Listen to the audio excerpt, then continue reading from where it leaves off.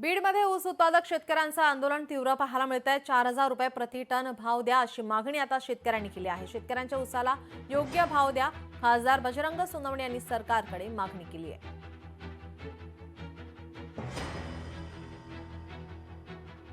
हा प्रकार करत असताना प्रत्येक ऊसाच्या कारखान्याचं क्षेत्र वेगळे, कारखान्याच्या क्षेत्रानुसार रिकव्हरी येते, रिकव्हरीनुसार भाव ठरतो। त्याच्यामुळे रिकव्हरी हा पार्ट खूप महत्त्वाचा आहे।